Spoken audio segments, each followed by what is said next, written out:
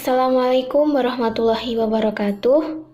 Di sini kami dari kelompok 2 ingin mempresentasikan hasil kerja kelompok kami pada materi 7, yaitu acuan pengembangan kurikulum program keaksaraan. Nah, sebelumnya perkenalkan nama anggota dari kelompok 2, yaitu saya sendiri, Anggi Pratiwi NIM 13, Anggit Febriana NIM 30, dan Diana Nurmalasari NIM 33. Adapun pembahasan yang akan dibahas pada presentasi kali ini yaitu yang pertama, konsep pengertian pengembangan kurikulum, yang kedua yaitu acuan pengembangan kurikulum keaksaraan, dan yang ketiga yaitu hal-hal yang perlu diperhatikan dalam pengembangan kurikulum keaksaraan. Yang pertama yaitu ada konsep pengertian pengembangan kurikulum. Nah, di mana pengembangan kurikulum ini selalu dilakukan oleh dunia pendidikan karena tuntutan dari perkembangan teknologi dan dinamika penduduk yang dilaksanakan oleh suatu lembaga pendidikan. Menurut Dakir dalam bukunya yang berjudul Terminologi Kurikulum, diantaranya ada core kurikulum dan hidden kurikulum.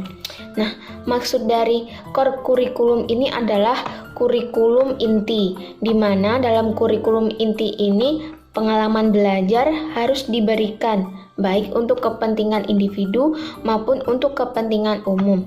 Nah, selanjutnya yaitu hidden kurikulum, artinya yaitu kurikulum tersembunyi, di mana maksud dari kurikulum tersembunyi ini adalah tidak terencana, tidak diprogram, dan tidak dirancang, akan tetapi memiliki pengaruh baik secara langsung maupun tidak langsung terhadap output dari hasil pembelajaran. Nah, kemudian Nana Syauji Sukmadinata juga berpendapat bahwasanya kurikulum merupakan perencana, pelaksana, penilai, dan pengembang kurikulum sebenarnya. Suatu kurikulum diharapkan mampu memberikan landasan, isi, dan menjadi pedoman bagi pengembangan siswa secara optimal, sesuai dengan tuntutan dan tantangan perkembangan masyarakat. Dari penjelasan di atas dapat kita ketahui bahwasanya pengembangan kurikulum diharapkan mampu memberikan sebuah perubahan dan pedoman bagi diri peserta didik, juga menjadikan tujuan pendidikan itu sesuai dengan cita-cita bangsa Indonesia. Nah, untuk materi yang selanjutnya akan dijelaskan oleh rekan saya. Yang kedua yaitu acuan pengembangan kurikulum pendidikan keaksaraan. Kurikulum pendidikan keaksaraan dikembangkan dengan berdasarkan acuan ketentuan yang dikeluarkan oleh pemerintah. Acuan ini dijadikan sebagai dasar atau pondasi untuk mengembangkan kurikulum pendidikan keaksaraan. Terdapat dua acuan yang dikeluarkan oleh pemerintah, yaitu yang pertama, Permendikbud nomor 86 tahun 2014 tentang penyelenggaraan pendidikan keaksaraan dasar. Yang kedua, Permendikbud nomor 42 tahun 2015 tentang penyelenggaraan pendidikan keaksaraan lanjutan. Di dalam Permendikbud nomor 86 tahun 2014 tentang penyelenggaraan pendidikan keaksaraan dasar terdapat dua pasal. Pasal yang pertama yaitu pasal 1 ayat 1 yang berbunyi Pedoman penyelenggaraan pendidikan keaksaraan dasar merupakan acuan dalam penyelenggaraan dan penjaminan mutu pendidikan keaksaraan dasar. Yang kedua, pasal 1 ayat 2 yang berbunyi Pedoman penyelenggaraan pendidikan keaksaraan dasar sebagaimana dimaksudkan pada ayat 1 tercantum dalam lampiran yang merupakan bagian yang tidak terpisahkan dari peraturan menteri ini. Kemudian, di dalam Permendikbud nomor 42 tahun 2015 tentang penyelenggaraan pendidikan keaksaraan lanjutan terdapat 8 pasal. Yang pertama, pasal 2 yang berbunyi penyelenggaraan pendidikan keaksaraan lanjutan bertujuan untuk mengembangkan kompetensi keaksaraan bagi warga masyarakat pasca pendidikan keaksaraan dasar. Yang kedua, pasal 6 ayat 1 yang berbunyi struktur kurikulum pendidikan keaksaraan lanjutan merupakan pengorganisasian kompetensi inti dan kompetensi dasar pada program keaksaraan lanjutan. Yang ketiga yaitu pasal 6 ayat 2 yang berbunyi kompetensi inti sebagaimana dimaksud pada ayat 1 merupakan tingkat kemampuan untuk mencapai kompetensi lulusan yang harus dimiliki oleh peserta didik pada program pendidikan keaksaraan lanjutan yang menjadi dasar pengembangan kompetensi dasar. Yang keempat yaitu pasal 6 ayat 3 yang berbunyi kompetensi dasar sebagaimana dimaksudkan pada ayat 1 merupakan tingkat kemampuan dalam konteks muatan pembelajaran atau pengalaman belajar pendidikan keaksaraan lanjutan yang mengacu pada kompetensi inti. Yang kelima, pasal 6 ayat 4 yang berbunyi program pendidikan keaksaraan lanjutan diselenggarakan dengan alokasi waktu paling sedikit 86 jam. Yang keenam, pasal 9 ayat 1 yang berbunyi kurikulum pada pendidikan keaksaraan lanjutan berupa program pembelajaran dengan pendekatan tematik terpadu yang fungsional. Yang ketujuh, pasal 9 ayat 2 yang berbunyi tematik terpadu sebagaimana dimaksud pada ayat 1 terintegrasi dengan kehidupan keseharian peserta didik meliputi agama, sosial, budaya, ekonomi, kesehatan, dan lingkungan. Yang kedelapan yaitu pasal 9 ayat 3 yang berbunyi kurikulum pendidikan keaksaraan lanjutan dikembangkan lebih lanjut oleh dinas. Selanjutnya yaitu mengenai 3 hal pokok yang perlu diperhatikan dalam pengembangan kurikulum keaksaraan. Nah, untuk yang pertama yaitu isi kurikulum harus disesuaikan dengan kebutuhan belajar dari peserta didik atau warga belajar. Nah, jadi dalam penyusunan perencanaan program keaksaraan harus disesuaikan dengan kebutuhan yang ada di masyarakat. Misalnya, di suatu daerah memiliki angka buta aksara yang rendah.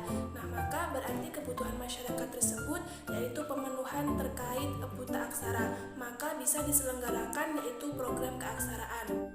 Untuk yang kedua yaitu merupakan hakikat dan kebutuhan masyarakat di mana peserta didik atau warga belajar tinggal dan merupakan bagian masyarakat itu. Nah, jadi dalam penyelenggaraannya itu disesuaikan dengan situasi dan kondisi yang terjadi di dalam masyarakat. Jadi misalkan di suatu daerah terdapat angka buta aksara yang sangat tinggi, nah otomatis yang harus mengikuti program tersebut yaitu masyarakat yang berada di daerah tersebut. Untuk yang ketiga, yaitu berisi masalah-masalah yang sering ditemui oleh peserta didik atau warga belajar untuk mengembangkan dirinya sebagai pribadi yang lebih matang dan mampu menjalin dengan masyarakatnya. Nah, maksudnya di sini yaitu dalam penyusunan program keaksaraan harus disesuaikan dengan masalah-masalah yang sering ditemui agar materi yang disampaikan bisa masuk atau bisa memperoleh hasil dari peserta didik atau warga belajarnya. Misalnya warga belajar di daerah pesisir. Nah, untuk memberikan materi untuk daerah pesisir itu berarti harus disesuaikan dengan keadaan yang ada di sana. Misalnya dikaitkan dengan kehidupan mereka yang lekat dengan kehidupan di laut atau di pantai.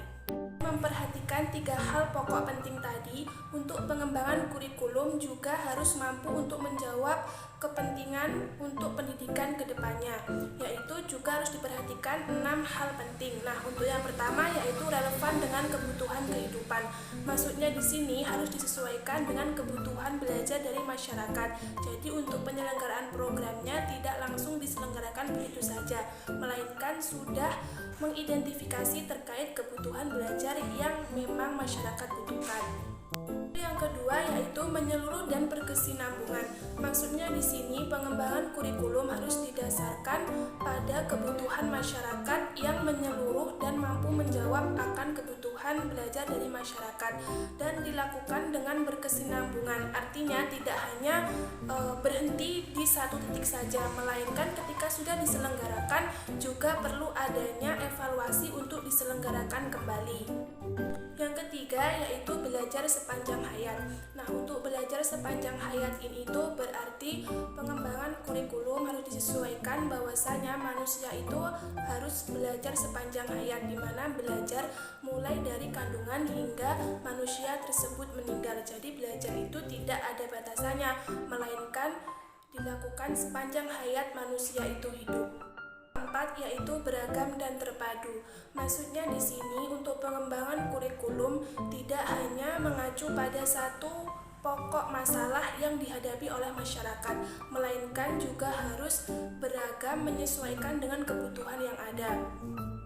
Yang kelima yaitu berpusat pada potensi perkembangan kebutuhan dari warga belajar dan kepentingan dari peserta didik beserta lingkungannya. Nah, maksudnya di sini berarti dalam penyelenggaraan suatu program tidak hanya disesuaikan dengan kepentingan tutor ataupun pendidik dan juga warga belajar, melainkan juga perlu adanya survei terkait potensi dan kondisi belajar yang akan dilaksanakan suatu program, sehingga nantinya setelah diadakannya suatu program tersebut diharapkan mampu memberikan dampak yang nyata bagi masyarakat yang sudah mengikuti program tersebut.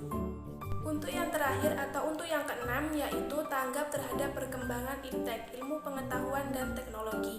Maksudnya di sini yaitu dalam mengembangkan suatu kurikulum tidak hanya berhenti di satu titik saja, melainkan harus mengalami kemajuan di setiap tahunnya dengan menyesuaikan antara perkembangan ilmu pengetahuan yang ada dengan teknologi yang semakin maju, sehingga dalam perkembangan kurikulum terdapat progres yang meningkat dari tahun ke tahunnya.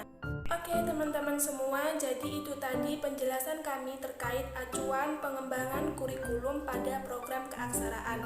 Nah, apabila ada kesalahan, kami dari kelompok 2 mohon maaf yang sebesar-besarnya. Terima kasih. Wassalamualaikum.